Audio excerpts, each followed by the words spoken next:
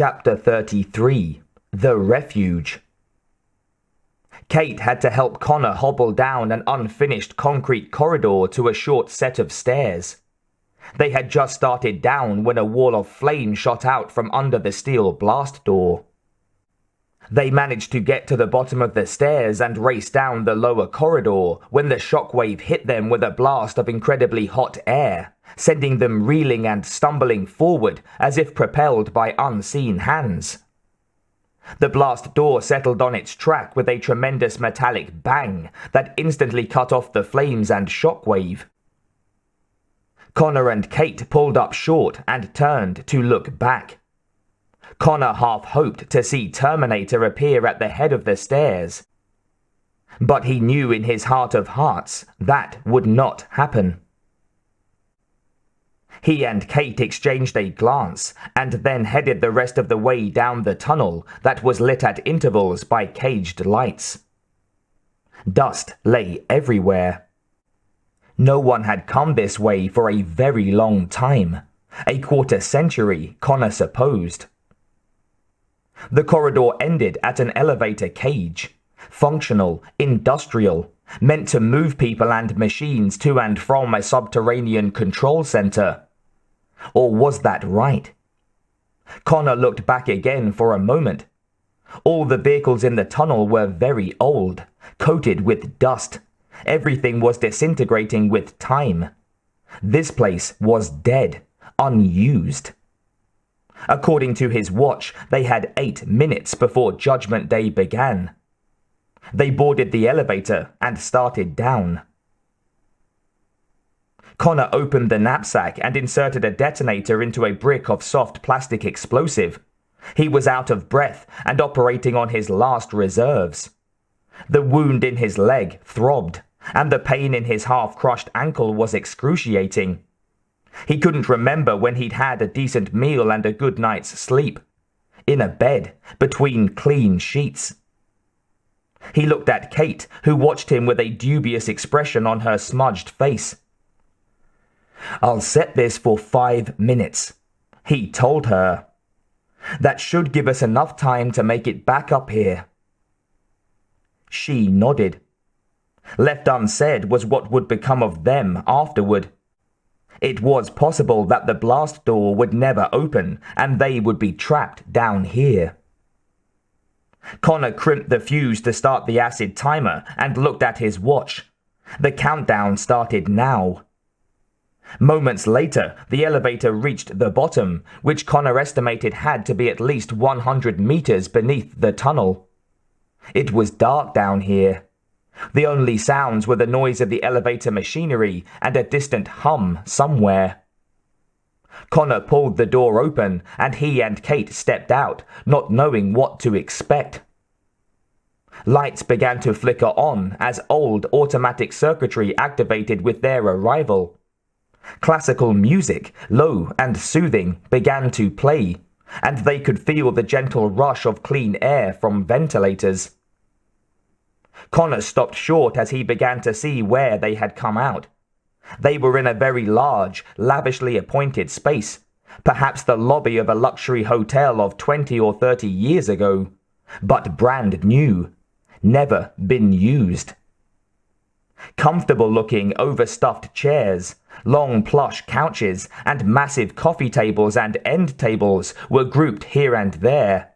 A fully stocked bar ran along one wall, shelves of books on others. The ceiling was very high.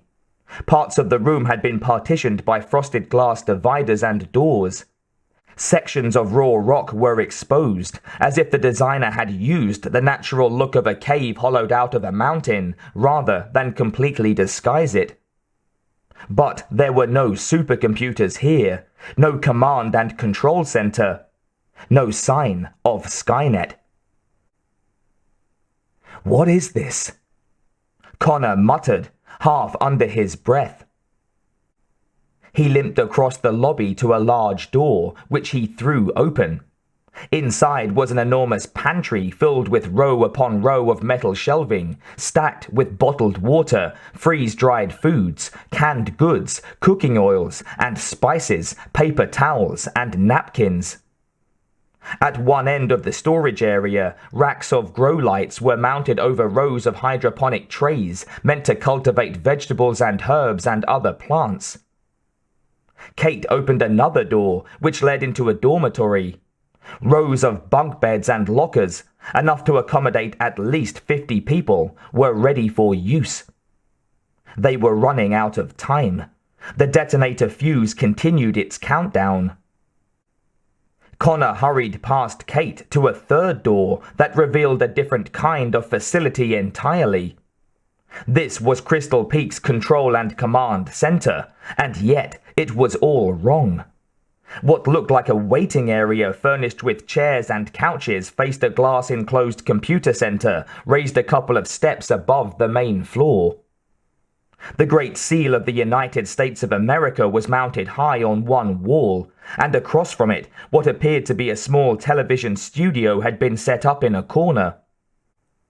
Lights hung from a massive circular concrete slab suspended from the ceiling brightly illuminated a podium that was flanked by the US flag and a blue flag that Connor didn't recognize. Television cameras were trained on the podium, behind which was a blue curtain for a backdrop. Connor and Kate took a couple of steps closer. At the center of the backdrop, directly behind the podium, was the seal of the President of the United States. The President was meant to be here, to broadcast his message to a nation that was at war. Global thermonuclear war. It was becoming clear to Connor, finally. He sprinted across to the computer center, which consisted of several rows of monitor stations, above which were clocks showing the local times at various capitals around the world. But the equipment was old, 20 years or more out of date. "These are just ordinary computers," Connor said with growing understanding. He looked around, frantically searching for something, anything, to prove him wrong. "This isn't Skynet," he said. "There's nothing here. It's just a fallout shelter for VIPs, only they never got the warning." He swept a computer monitor off the desk and it smashed onto the floor, its old-fashioned CRT tube imploding. "God damn it! There's nothing here!" He looked at Kate and nodded beyond her to the lobby and the elevator that had brought them down from the tunnel. "Why did he send us down here to live?" Kate said softly. "It was his mission." Connor shook his head and lowered his eyes.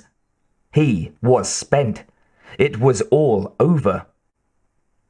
"There was never any stopping it," he said. The detonator fuse was counting down, less than 1 minute to go. Kate was looking at him, her eyes filling with tears. She had lost everything she ever valued in her life. "John," she started, "we could just..." But she couldn't say it, couldn't suggest that they do nothing, remain right here until the C4 exploded. One of the communications consoles suddenly came to life, red lights flashing, the overhead speakers crackling with static. Voices, dozens, maybe even hundreds of them, jammed the one channel. It was hard to make out at first, there were so many of them. Some of them spoke foreign languages, some heavily accented English, but all of them were frantic, that much was clear. "Hello? Hello? This is Montana Civil Defense. Somebody please come in. Can you read me? This is US Stratcom. We're at a hardened facility, under attack. Repeat, we are under attack. Rumors about launch sequences. Command and control have broken down out here." It was over. Judgment Day had arrived. Connor looked at Kate, and he could see that she understood that they were too late. That they'd never had a chance. Is there anybody there? A distant voice pleaded. Is there anybody there? Connor pulled the detonator from the brick of C4 and tossed it aside. 2 seconds later, the fuse sizzled momentarily and then popped. Connor went over to the communications console, studied the controls for a few seconds, and then flipped the switch and picked up the microphone. This is John Connor at Crystal Peak. Connor, what the hell is happening? Who's in charge there? He hesitated.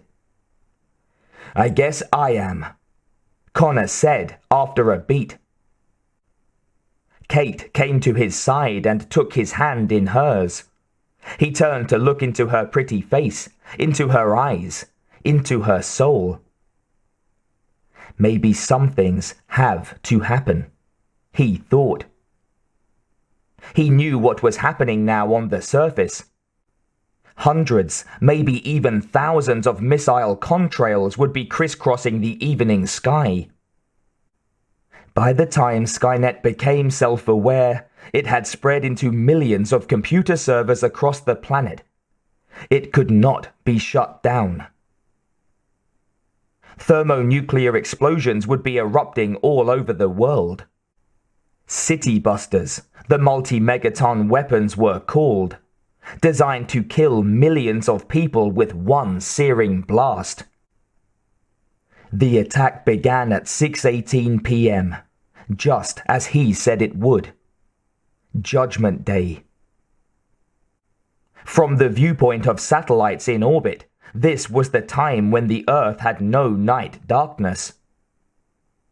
The day the human race was nearly destroyed by the weapons they'd built to protect themselves. To the west, towards Los Angeles and the California coast, bomb after bomb detonated, sending massive nuclear shockwaves across the mountains, toppling trees and setting them alight as if they were matchsticks. I should have realized. The Terminator knew. He tried to tell us. But I didn't want to hear it. Our destiny was never to stop Judgment Day. It was merely to survive it. Together. Above, in the tunnel, a wind began to howl, fanning the dying flames from the wreckage of the helicopters, sending desert sand under the blast doors to scour the burnt remains of the 2 Terminators. There are others like us. We will find them, and join together. Take back our world. Terminator's skull was crushed almost beyond recognition. Wires and hydraulics and processor chips were exposed. But there was still a faint red glow in one eye. Maybe the future has been written. I don't know. All I know is what the Terminator taught me. Never stop fighting. And I never will. A tiny electric circuit in Terminator's skull shorted out.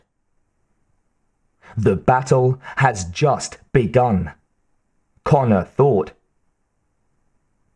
The wind in the tunnel was very strong now and radioactive with early fallout. But Terminator was no longer aware of anything. The faint glow in its eye died.